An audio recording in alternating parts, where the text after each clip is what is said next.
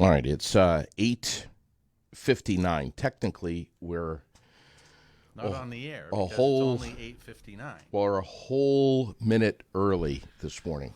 And if it wasn't for me getting here at 6:30, we wouldn't be on time this morning. Sherilyn kicked you out again? No, it's just that Raylene comes strolling in here at 3 minutes before we're live, and I'm just saying if I wasn't here at Wouldn't get done. 5:30, 6 o'clock this morning like I was, Yeah. Well, it's good that somebody's in charge around here. yeah.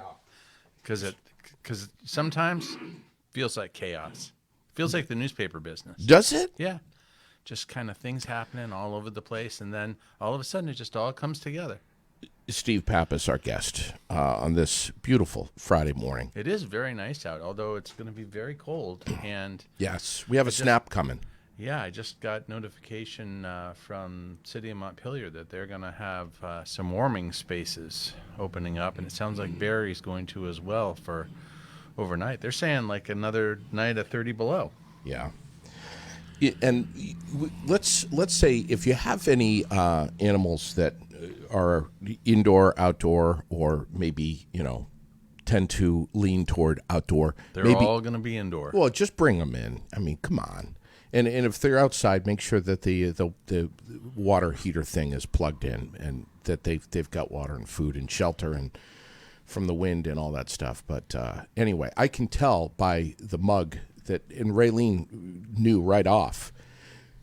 I was in a hurry. By the mug, yeah. Show that on camera if you can. Just that says it all right there. I don't even know That what says this. everything. I don't even know where I got it. I mean, personally, I like it because it's big and it holds a lot of coffee.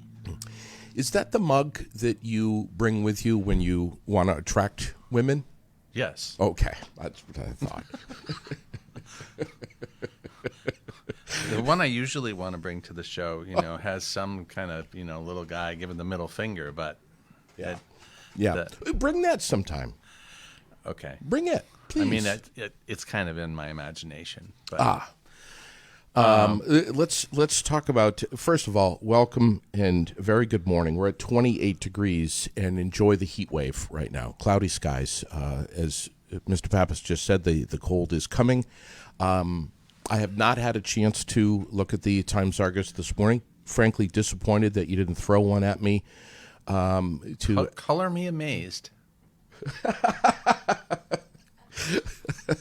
What's happening? What's happening? I mean, there's a lot happening. There was a big meeting last night with the Barrytown School Board, right? I think. Yes. So that would not be in today's paper, Okay. because we haven't reported it yet. So Understand. Yes. Okay. So just to be clear, Yes. we are finally, I think we talked to you maybe a month or two ago about how we were having some issues with a printer. Yes. And when we are working with a new printer, and our deadlines are a little bit different. And so what has been a bit of a challenge, I mean, the reporters are still doing a great job. Sure. But That's an understatement. things have shifted a little bit for them, so they're a wee bit frustrated with me at the moment. And that's an understatement, too. Yeah, more so the Rutland reporters than the Barrie reporters, but the transition has meant that there are certain things, just because we're on a slightly transitionary schedule, because we're going to actually have another printer. We're going to be moving to another printer in a few months. But this was to get us out of a very bad situation, and the change in the deadlines has meant that some of the what we would typically have been live content from a night meeting can't happen at the moment. We're still pushing it to the web, and if anybody's been following us on the Times-Argus Facebook, Times-Argus Twitter, or the Times-Argus webpage, www.timesargus.com, you would see that our content is getting pushed up there a lot. And as a matter of fact, we were testing it last week, and we had 77,000 unique hits just off of our testing. So it'll be interesting Wow. to see what we have this week, because we've been pushing a lot of content and there's been a lot of big news. So the Barrytown School, Yeah. unfortunately, is not one of the things that I can speak to. Okay. But Fair enough. I mean, there is a lot going on, and almost all of the coverage in both markets this week has been dominated. Well, in Rutland, it's actually been dominated by the controversy over the nickname of the mascot, or the nickname of for the Rutland High School. Rutland High School. Yeah. The school board had voted to change it to Ravens because it had been Raiders, and prior to that, it had been the Red Raiders, which has some connotations that are not correct. Yeah. In this day and age, and lots of teams and schools are changing to be kind of more in line with the times. Well, Rutland decided that they were not satisfied with the Ravens, so they went back to the Raiders this week. They did. They voted to go back. It was a split vote, 6-5, and Wow. it was very ugly and has been very ugly. And basically, I wrote an editorial saying, well, welcome to the stronghold of racism and white privilege. Sure. So, good on you guys. Yeah. And, Yeah. you should be embarrassed, and we're embarrassed for you. Yes, we're embarrassed for you. If you can't be embarrassed, we'll be embarrassed for you. We'll take that. Yeah. Yeah. So My it was God. 20,000 hits just on that editorial. Wow. Yeah. Wow. Yeah, it's been a week. It had 300, and last time I looked, it had like 350 comments. None of them were good. Oh my gosh. It was like reading War and Peace. Yeah. But that's down there. Up here, and down there, municipalities are setting their budgets, and they're setting the warnings for the upcoming town meeting. And town meeting's kind of up in the air. Yeah, And, right. Because we don't know exactly what we're going to do, because chances are it's not going to be in person, and chances are the voting is not going to be necessarily in person again either, although it might be. So What are we, a month and a half away? It's March 1st. So, yeah, month and a half away. And, the budgets had to be set essentially this week. And I think most communities have done it. Montpelier's budget they have one more hearing on theirs next week, and then they will vote. Barry's still setting theirs, but a lot of the towns like around here, Plainfield set theirs, Marshfield set theirs, I believe Waterbury has set theirs. And so, all of those things have to go on the warning for the public to vote on it. Sure. And, and you and I talked about this last week when I was on, the civic engagement on the budget process has not been good. So, people are not going out and like tuning into the Zoom meeting on the budget because, it's not that exciting. You'd have to drink like gallons of coffee. Yes. And that's the interesting thing about being a reporter is I pay people to go sit through those meetings. Sure. And You'd have to- regurgitate them in such a way that maybe regurgitate is a No, bad it's word. not. It's not a bad word. It's an accurate word. To That's boil not it, a bad to word. boil it down, to condense it into a palatable. Yeah. Because regurgitate sounds like it might not be palatable. I think that's a very accurate word. But Don't you, Raylene? Yeah, see?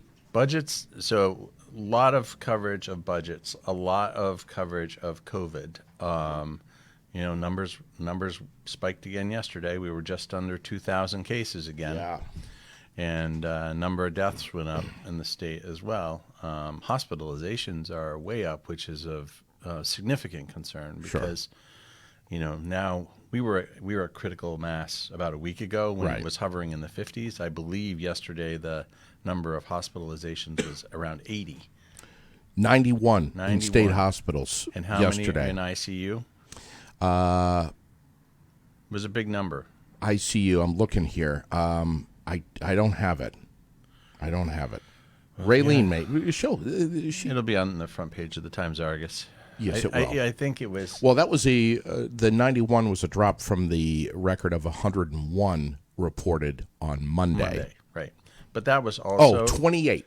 28 in ICU. That's what I thought. in I thought it intensive was care over yesterday. 20. So typically ICU has been 15, 17, around there. Right.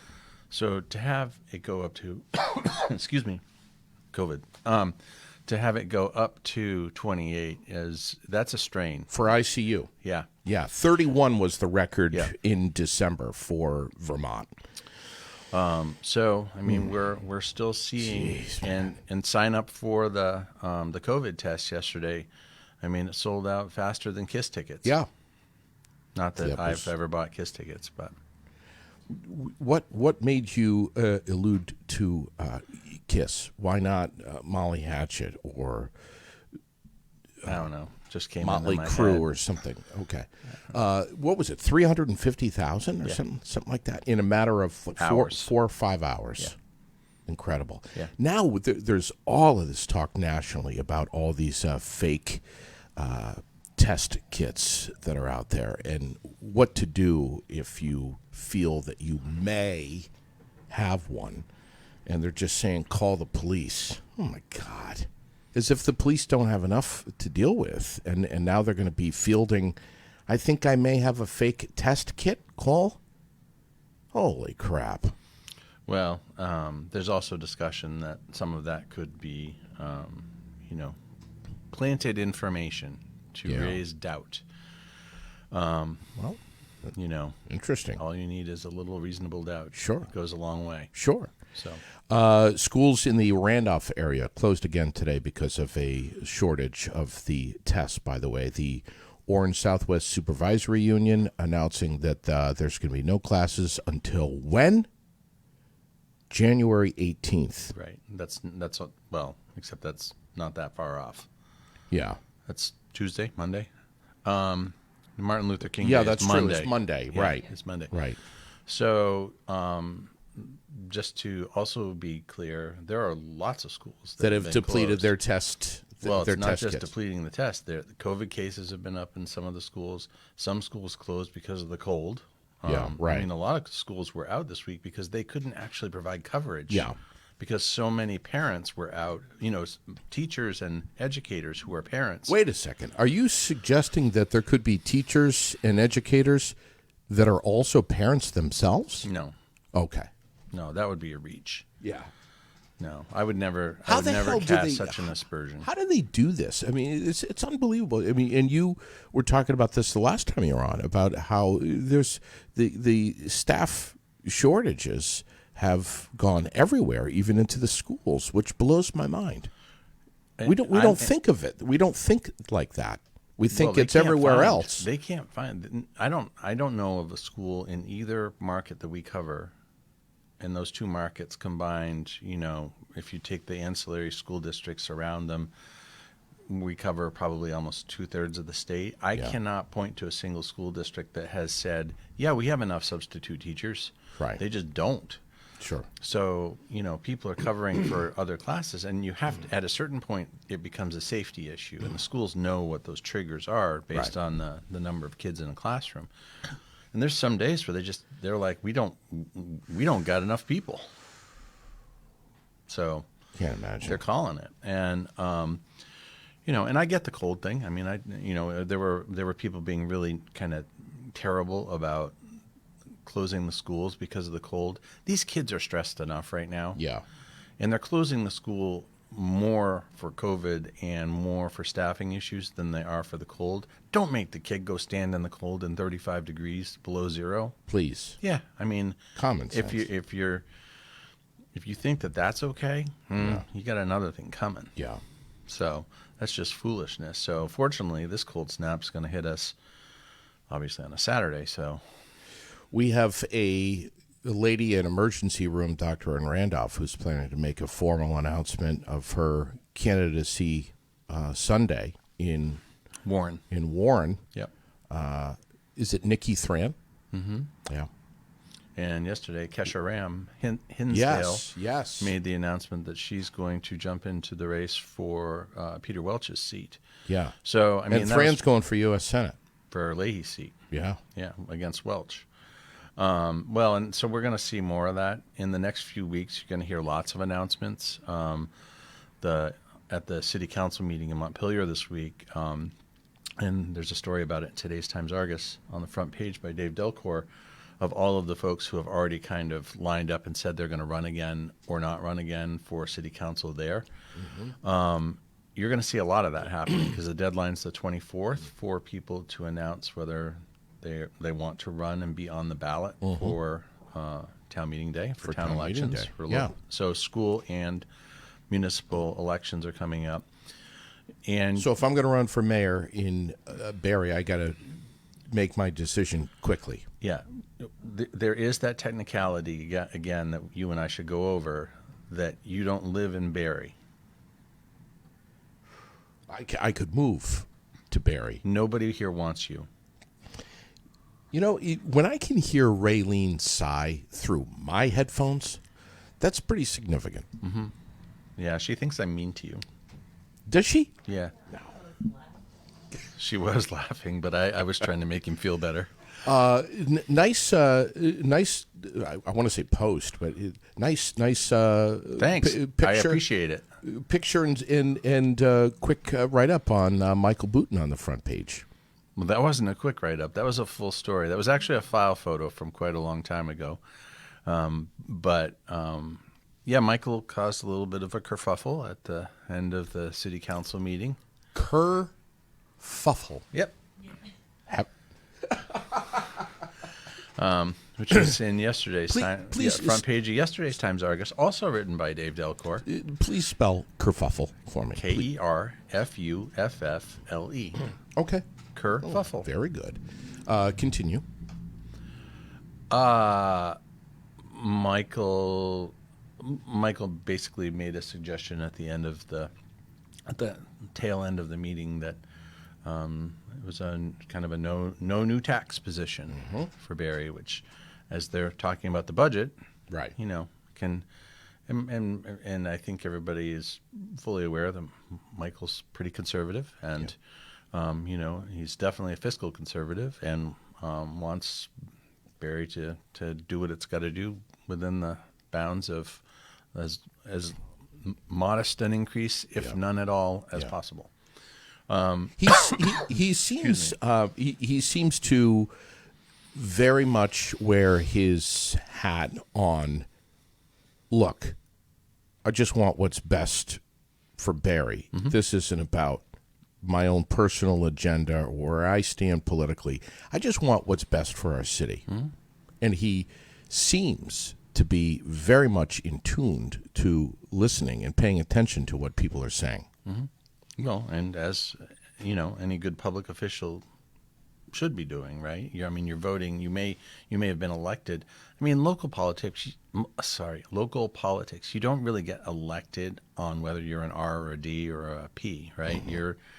It's wanting to basically serve the community. It's almost like really, it's kind of like volunteering, but it's not. You're elected to do it, and usually those kind of politics don't play out, you know, at the local level. But then you get a board that's made up of like-minded people, and all of a sudden we're going to, you know, the town is going to be fiscally conservative because that particular board wants it a certain way.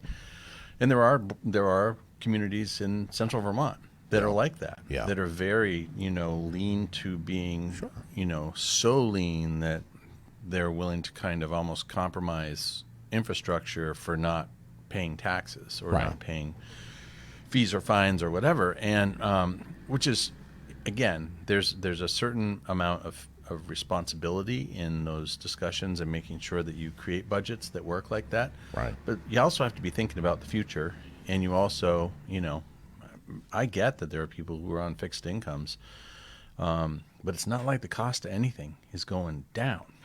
Inflation, and up 7% nationally, which I heard yesterday is the highest in 40 years. 40 years. Yeah, that's true. Wow. So right around when we were born. Well, maybe you. Okay. But that's a long time, dude. 40 years. Holy shit. We've had interest rates that have been very low for a very long time. And Yeah. and the economy, you can measure the economy based on Wall Street and all of these things. Certainly the former president, based all success and engaging how we are as an economy on how Wall Street was doing. But it's things like the consumer price index. It's things like interest rates. It's the things that matter to you and to me. Yeah. And how much the cost of things. I mean, I feel it every time I go to the grocery store now. I'm like, really? Yeah. Oh, It sure. costs that much more? Right. If you can find what you're looking for. Well, in some cases. so that was one of the things I was going to bring up is that, and we can finish the conversation that we're having about fiscal responsibility at the municipal level.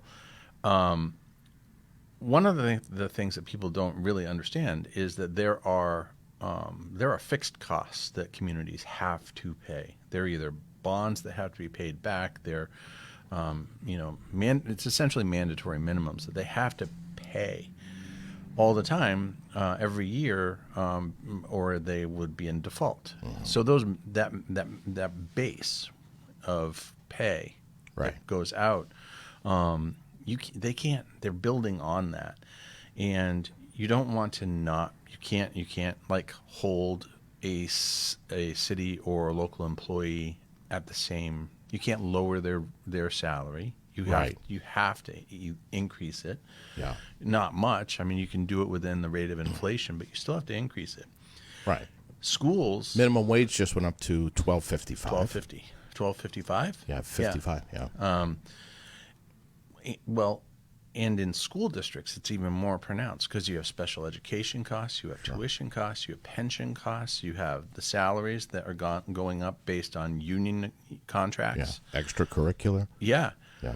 Well, extracurricular is discretionary, right? They can that is something that if they wanted to cut it, they could cut it. But there are things that before you even start to talk about a budget, those numbers have already gone up. And basic foundation. Yeah, the basic foundation is already higher.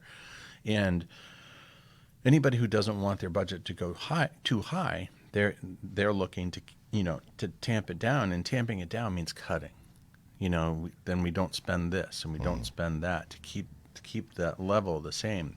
Well, you can't keep doing that over and over and over. And some communities, take great pride. Their local officials take great pride in the fact that they kept the budget down and the taxes down. Sure. But at the same time, their bridges are falling apart. Their roads are terrible. Yeah. Their sidewalks are terrible. They're not planning for their future. Their buildings are falling apart. All of those things, and you can't have both. You can't, And I'm not for spending. I'm just saying that I'm for planning, and I'm for looking at ways that you could potentially consolidate services. Some folks say that Act 46 has been a really bad thing for school districts, but it's been a really good thing as far as like consolidating costs. And they're not talking about closing schools. They're talking about consolidating, administrative services and things of that nature. And that's smart. There's nothing wrong with regionalization. There's nothing wrong with consolidating, especially in rural communities like this. But boy, oh boy, when you start talking about who's going to make the decisions about regionalization and who's going to be in charge of who's got the target on the forehead. Yeah. Vermont falls very quickly behind that shield of local control, and they do not want to budge from it. And it makes talking about these issues very hard. People just say, okay, well, then we'll kick that can down the road. Yeah. We've done it with pensions, state pensions. We've done it with tax reform in this state. Sure. There are a whole bunch of issues. Wasn't it last winter that there was all the hubbub on pensions? About pensions? Hold on to something. Hold my beer. It's coming. It's going to come up again this session, and it's going to come up big and loud because... Well, remember, I think it was a year ago that we did a big podcast about that, and we interviewed a whole bunch of people. About holding my beer? About the whole pension thing. Oh, well, you'll be able to do a few more. Really? Oh, yeah. Yeah, because they've been studying the pension, and there's a report due in pretty short order, and there's a committee, might even be a task force, looking at the pension system. And municipal employees and teachers do not want to. They don't want anybody looking at that. Yeah. So let's talk a little bit about the shortage of supplies again. Yes. And groceries. And Just, real quick, I just got a beautiful comment. When has Barre City cut a budget? Was I in a coma and missed it? I have no idea. But anyway. Yeah. Yeah, I don't know. Do you know? I don't know. If Dave Delcor were here, he'd know. So you weren't born yet?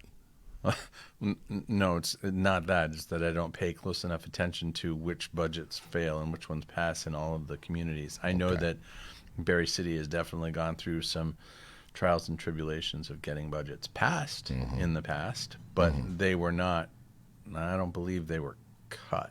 They were just not, there wasn't as, the amount that was proposed was adjusted a few times. Okay. So I don't know. There aren't a lot of communities that can cut a budget. You know, it's impossible. They can keep, like I said, they can keep the costs down, and they can try and keep the tax rate down by minimizing spending. Yeah. It's not like they can. It's not like they have more revenue coming in to offset, you know, what they're spending. Some communities this time around are kind of banking on the windfall from the ARPA money, but they don't know what that's going to look like yet. Yeah, right. So it's not like you can be, well, we'll just, you know, and you can only use ARPA money for certain things. Right. You can't bank it and put it in for surplus. Sure. And the governor has said that he's going to give, you know, that there was a surplus and that he's going to give back to all the communities. So everybody's tax rate around the whole state will go down a little bit because of the governor, you know, shifting that money. Well, assuming it happens. Yeah. But I mean, it's going to be pennies on the dollar. Right. It's not going to be. It's going to get diluted quickly. I can buy a new TV. Yeah. Right. So supply chain. Let's go there. You were just talking about. Well, I mean, I don't think I need to tell anybody on this podcast, anybody in your audience, it's hard to find things right now. Yeah. I mean, I went to the. I've only been off the hill a couple of times this week, and one of them was to, unfortunately, make a run to the grocery store, and I was like, why are there, like, again, sections of emptiness? It's weird. And it's not like all of the paper towels this time. It's like certain brands of things are just not there, and certain, there's just gaping holes. Yesterday it was in the pet food section. I was like, wow, the dog is going to be so disappointed. My gosh. Even more reason to, if you can, support your local food shelves in our communities. And even if you don't have a pet at home, if you happen to be somewhere and you see some pet food, grab it, drop it off at a local shelter or a local pantry to help out the food shelves. So the food shelves, there's a story in the paper yesterday about how, by Patrick McCardle, about how food shelves are actually seeing more people with larger families showing up than they've ever seen before, because the larger families have not been able to pivot to that adjustment in the inflation, because a lot of them are living on if you have a large family, you have to be very careful about how you spend, and the inflation has kicked their budget kind of out of whack. And excuse me, COVID.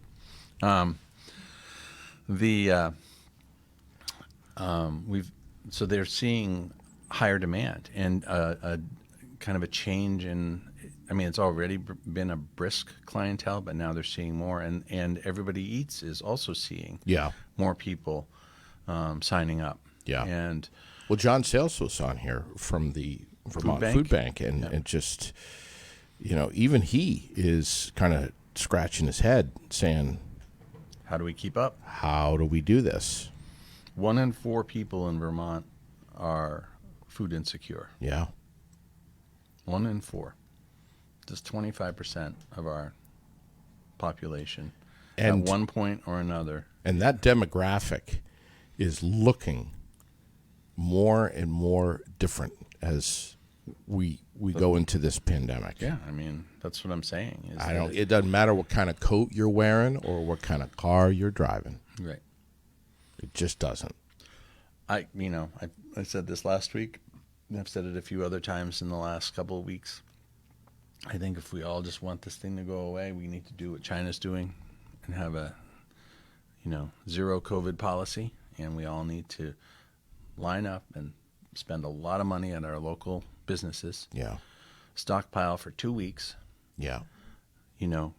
Make sure that your Netflix is paid up and your Hulu is paid up, and we all just camp out for 2 weeks straight. Right. Don't go anywhere. This is the part where Raylene should be cued, of which she's not, to be screaming that Ozark is coming. And she dropped the ball. That was her opportunity right there. Well, you interrupted her. Well, I would have just expected her to just start screaming from the top of her lungs, Ozark is coming, Ozark is coming, Ozark is coming. Okay. But she didn't. No, you just did it So 3 times for her. Clearly, I'm a bigger fan of Ozark than Raylene is. Clearly. How much She didn't even think about Ozark. How much do you get for it? How much do you get for every time you say it? A buck. You know when it starts? Do you? The 21st. Ooh, she got me. Again, color me amazed. It starts on the 21st. I did not know that it started on the 21st, but I knew it was coming That's soon. the Jason Bateman, Yes. Laura Linney. Oh, Yeah, I've never watched it. Oh my God, it's so good. you're and I know. I live under a rock. I don't get addicted to anything on TV. Nothing. And this one I got hooked on right when COVID started. Yeah. It was right when it was all going down. I mean, a lot of people have binge watched a lot of junk. A friend of mine posted something recently that said, I just watched such and such. I have officially watched all the movies. Wow. Tiger King, too. I mean, that's another one. I mean, it's just fascinating stuff. What else do we have? I'm just glancing through here. You have 5 minutes. That's Raylene says you have 5 minutes. 5 minutes.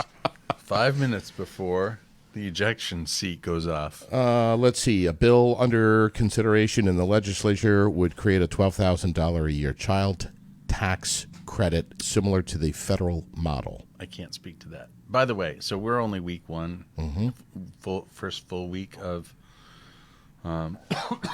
bills being introduced in the legislature. Right.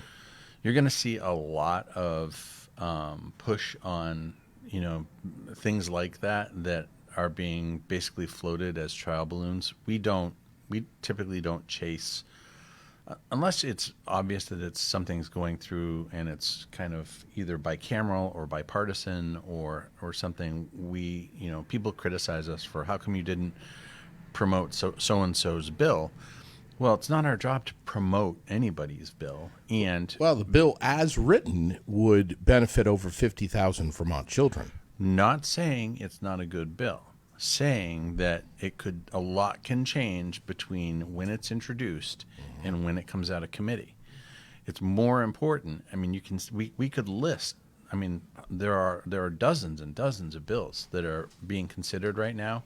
A lot of them don't even come off the wall in committee, and so they get play in the newspaper or somewhere, and somebody says, "Well, there you go. It was legitimate because the newspaper covered it, Right. or CAX covered it, or whoever covered it." Right.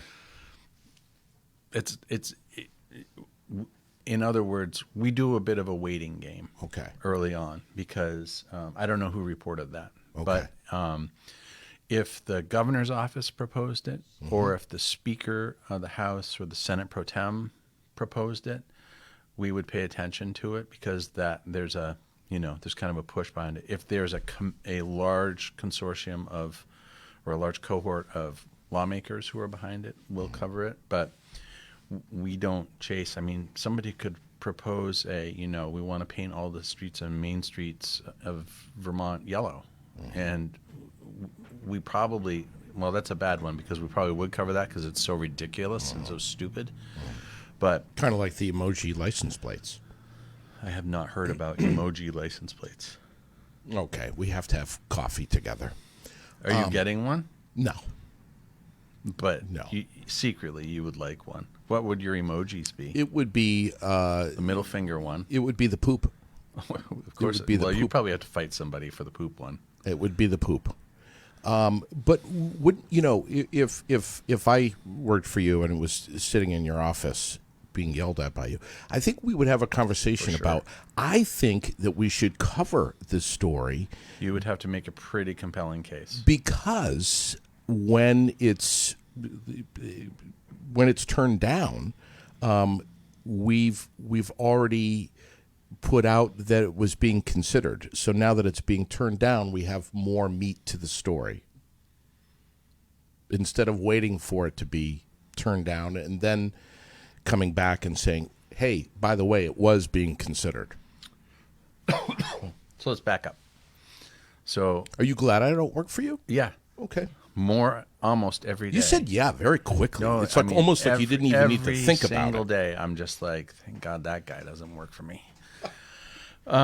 So reporters, in the olden days, there were reporters at the State House covering things, and they were talking to lawmakers in the halls, and they were going and they were talking to lobbyists, and there was this constant interaction, and then they would go and they would sit through the committees and see what bills were kind of bubbling to the top. Yeah. Well, that's happening remotely right now, and there are often, like I said, there's a lot of bills that if the committee is like, we can't, that's not something we're going to get into. A child tax credit is probably something that will get a legitimate amount of hearing time and consideration. Does it mean it's going to go anywhere? I have no idea. No way to know. So the reporters are given areas like issues, energy, healthcare, abortion. This session, one of the reporters, that's one of the topics that they're tracking and keeping abreast of. Municipal changes to municipal law, because that's another one that's the statutes around how towns are run, including town meeting, and whether or not we're going to have a traditional town meeting this year. So the reporters are all given these areas, and they track the bills based on those areas. So in the giant bucket of bills that are being considered, they'll be like, okay, this is healthcare, this is healthcare, this is healthcare. I need to pay attention to these bills. They keep, they track them. They have Excel spreadsheets, and they track where those bills are. And every day you can go in and look and see where a bill is. And you can see if it's been killed in committee. Right. So, and anybody from the public can do this. You just go on the legislature's website and you can track bills right there. You don't have to Okay. be a reporter to do it. Anybody in the public can track a bill, and you can find out when the hearings are going to be, and you can submit testimony on that particular bill. But the reporters, because there's 15 or 18 or more bills that they're considering, they don't write about each one. They Okay. only write about the ones that kind of have, they're either really stupid and they're based on, kind of a bad starting point, or it's going to go somewhere, it's going to get significant debate, it's going to be something that, definitely moves the state forward. A lot of bills that are submitted as favors to people, towns, Right. that's part of being an elected official is Open drinking in Montpelier, wink, wink, nod, nod. Well, prostitution legalized in that's something Montpelier. that's being considered at the local level, not Yeah. the legislative I'm just level. saying. Right. Right. But so that's a long way of saying we keep an eye on those things, but we don't dive into each one of them. And no news organization really can. That's why lobbyists track bills. That's what they do. They do the deep dives into Right. those kinds of things. I know I know you have to scoot, but can you just tell us about the Williamstown bank robbery? Is it in the paper today? It is. It's on the third page of the Times-Argus. I mean, don't read the story, but give us a basic synopsis of what we can expect when would pick up the paper today or subscribe online What do you mean? about that story? Any developments? There no developments. They firmed up the information. Eric did the affidavits were in court, so there's more detail about what they believe happened and their involvement. It's two individuals, one who's actually charged with the crime, and then somebody else who was arrested in the person's home who had other charges pending and is believed to have been an accessory. Okay. But they're two individuals who are well known in the community, not like public officials, but they're known entities in the community. One of the things that I want to discuss with you next week is the notion of redistricting as we get closer and closer to town meeting day. If we can have that discussion at some point, would be great. That's a big topic, and it's one that's next week will be a good time to talk about it. Great, let's do it. Final question: have you been invited onto the Barry Beat podcast? No. You haven't? No. Oh wow. Oh wow! No, you're the only dumbass who's willing to give me airtime. Oh no, I'm not the only dumbass. There will be others that will be putting you in front of these microphones. Trust me. Okay. Thanks for coming in, buddy. Hey, just a thought before I go off the air. Here we go. I believe. Here we go. You owe me beer because more than a year ago, a gauntlet was thrown that you were going to get Dave Delcourt on this show, and you... Hang on, is it 2022? Oh, yeah. And... Check my calendar. Yeah, and I think it's actually been more than a year since... I'd have to check the records, but I am pretty sure that... And the reason I bring that up is I'm probably not the best person to go on Barry Beat and talk about specifics of things. That's what you want Dave for. You'll never get Dave on the show. Whoever, if it's Rich and Michael, good luck getting Dave Delcourt to come on the show. If Michael and Rich get Delcourt on the air, I'll give you back. I'm going to be pissed. No, I'll give you back the beer you're going to give me. Well, you have a forgetful memory. No. Because it wasn't a beer. It was a case of beer. I think I just said 4-pack. All right. Pick it. Tell me what it is. I will. You'll have it next week. Okay. Okay? For the podcast? Yeah. We could do say you had to open it on the podcast. We could do a brunch podcast and see what happens. See how it devolves over an hour. Thank you for coming in here. Thank you for having me. We love Always a pleasure to be here, and thanks for reading, and thanks for listening. And thanks for subscribing. And my gosh, I mean, we're always posting up on our page what the deal is and how inexpensive it is and how easy it is to subscribe to the Times-Argus and get clued in onto what's happening in your local community. One of our proud presenting sponsors, and gosh, we love having them. Steve Pappas from the Barre Montpelier Times-Argus and the Rutland Herald, we should mention. You get on and subscribe today. Giroux General Transport, also our newest presenting sponsor here at the Aired Out Podcast, where they have classes going on right now. As a matter of fact, the last one started, 4 days ago for CDL A and B. The next one is coming up in March, I believe. So registration is underway for that. We have the information right here on the Aired Out Facebook page.